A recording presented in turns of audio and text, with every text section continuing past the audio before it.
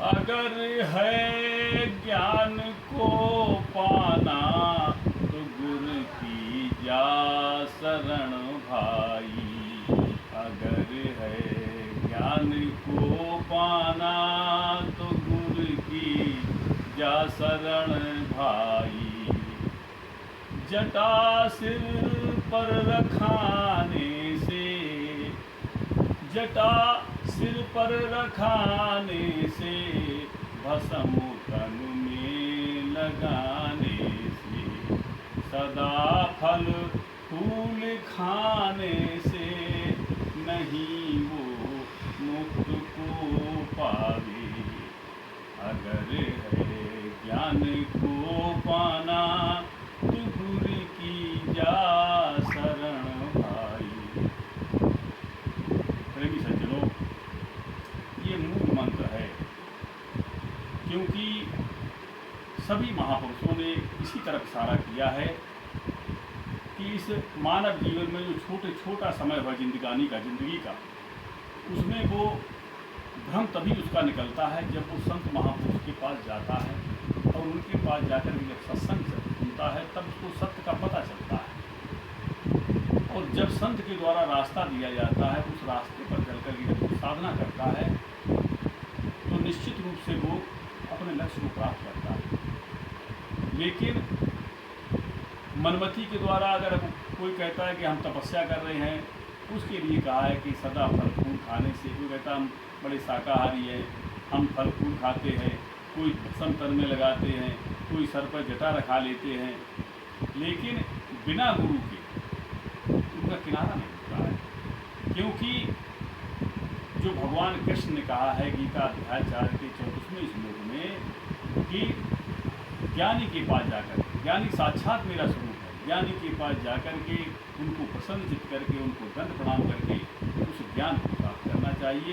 जो मुक्ति वाला ज्ञान कौन सा है? तत्व का ज्ञान। जो मुझे, हे अर्जुन, जो मुझे तत्व से जानता है, यथार्थ में वही जानता है, नहीं तो नहीं जानता। तत्व से जो जान जाता है, तत्व से जानने वाले के लिए क्या होता है, उसकी विशेषता होती है सभी चराचर जीव जगत संसार में वो सबसे प्रेम करने लगता है।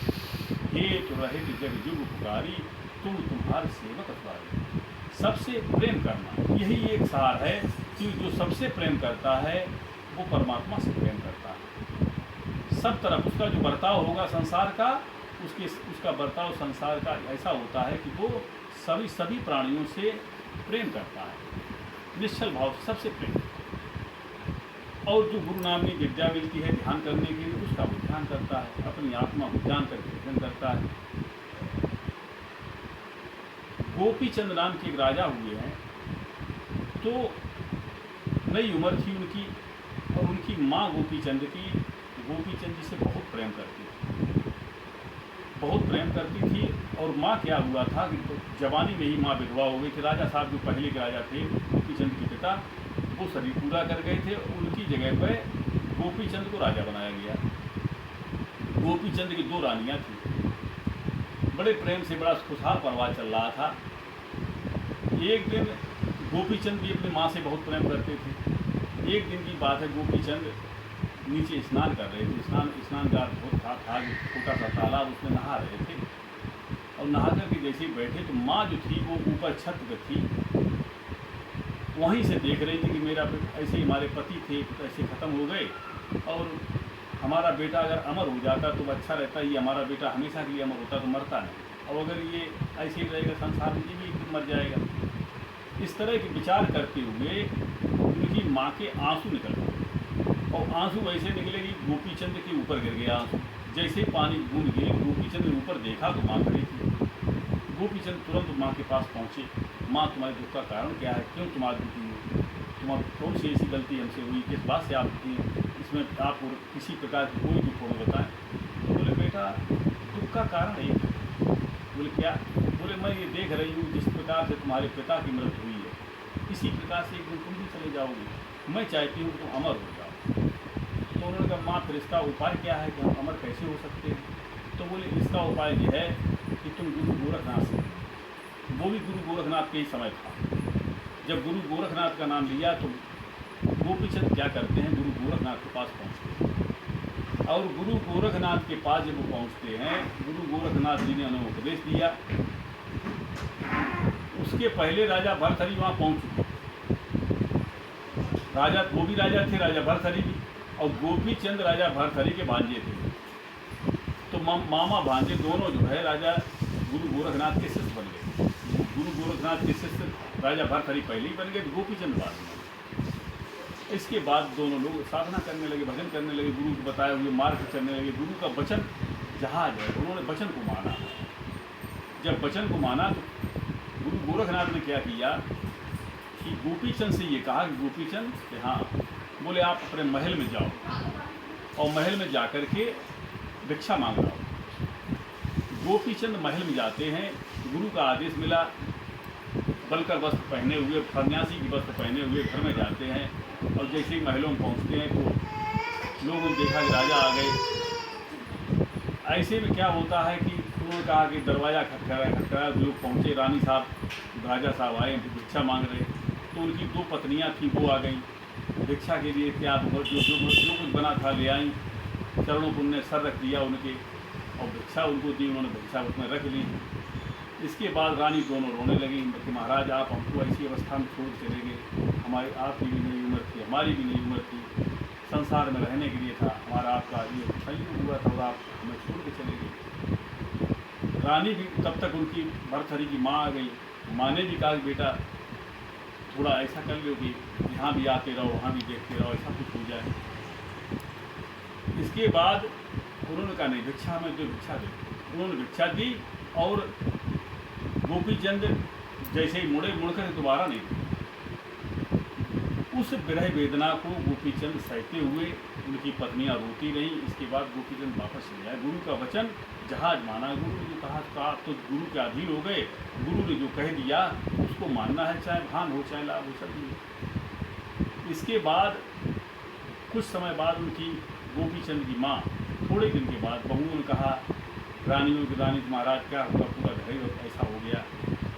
वो जाती रानी और जाकर के कहती है, महाराज मेरे पुत्र को आप ऐसी आज्ञा दे दें कि जो राजकाज भी करता रहे, ये भी करता रहे।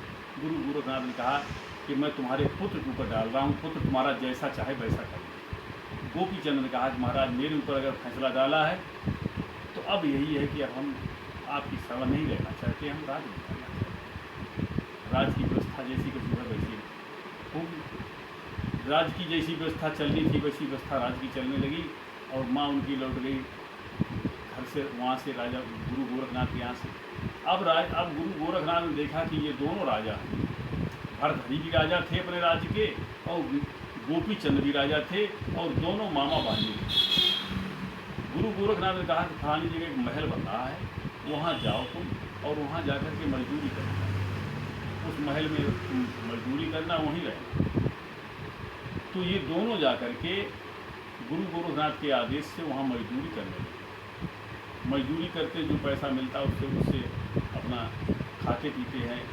एक वो थे कुम्हार, उनके यहाँ रहते थे, वो घड़ा बनाने का काम करते थे, उनके यहाँ रह करके इन दोनों ने जो है वहाँ मजदूरी क्या की, निःशुल्क सेवा की इन्होंने। मतलब उसकी मजदूरी नहीं लेते थे, बल्कि गुरु गोरखनाथ ने यही कहा था तुम सेवा करो जाके वहाँ। तो ये वहाँ सेवा करने लगे। बहुत लंबे समय तक महल तैयार हुआ, तब तक ये बराबर लगे। इसके बाद जब उनकी जहाँ वो रहते थे तो वो क्या करती थी, उनकी पत्नी, वो तो सज्जन थे, लेकिन पत्नी क्या करती थी कि खाना जब देती थी, खाना भी बहुत कम देने लगी, लेकिन जितना देती थी उतना ही खाने में संतुष्ट रहती। जब वहाँ से चले तो कुम्हार उनके घड़े बने थे। तो गोपीचंद के मुँह से निकला कि जैसा तुमने आधा किया, आधी सेवा की तो आधा सोना हो जाए। तो उनका जो घड़े थे, घड़े जो थे तो आधे सोने बन गए और वहाँ से वो चले आए। ये एक चमत्कार सा हो गया, उनके मुँह से निकला ऐसा हो गया। क्योंकि एकदम दोनों राजा थे, राजा होने के बाद भी अहंकार का दमन इस तरह किया। जब वो लौट भी जाते हैं तो गुरु गोरखनाथ ने इसीलिए भेजा था कि तुम्हारा अहंकार खत्म हो जाए। देखिए, अहंकार ही सबसे बड़ी बाधा है। पद का अहंकार, धन का अहंकार, जात का अहंकार, ये तरह तरह के जो अहंकार होते हैं, ये मिटना बड़ा कठिन होता है। सारे विषय समाप्त होने पर ही अहंकार सबसे बाद तक चलता है। गुरु गोरखनाथ इस बात को समझते थे। इसके बाद ये दोनों अच्छे संत निकले। तो देखिए, एक ही बात है कि चाहे वो राजा हो, चाहे महाराजा हो, कोई भी हो, अगर वो वास्तव में जीवन में शांति चाहता है, जीवन में अमृत चाहता है, अमर वही हुआ है जिसने अपनी आत्मा को जान करके भजन किया, वो अमर हो गया। और जिसने अपनी आत्मा को जान करके भजन नहीं किया, वो अमर नहीं हुआ। अमरत्व का वरदान यही होता है कि जब उसका देहाध्यास छूटा और अपने स्वरूप में स्थित हुआ, जो अपने स्वरूप को पा जाता है, वो वास्तव में अमर ही हो जाता है। इसी को कवि साहब कहते हैं कि हम न मरे मर है संसारा, हमका मिला जीवन हारा। जिसने अपनी आत्मा को जान लिया, वो कभी मरता नहीं, वो अजर अमर अविनाशी हो जाता है। क्योंकि आत्मा अजर अमर अविनाशी है। मरते कौन है? जो अपने को शरीर समझते हैं। शरीर का समझना ही उसके लिए सबसे बड़ी घातक है। देहाध्यास जब तक नहीं मिटता, तब तक जन्मना मरना बराबर लगा रहता है। इसलिए सभी के लिए आवश्यक है, चाहे वो राजा रंग फकीर, कि जो भी अपने संसार में आए हैं, धराधाम पे मानव जात में हैं, तो उनको ही अधिकार है ये, चाहे वो स्त्री हो या पुरुष हो, कि वो अपनी आत्मा को जान करके भजन करें। अगर है ज्ञान को पाना तो गुरु की जा शरण भाई। बोले सद्गुरु भगवान की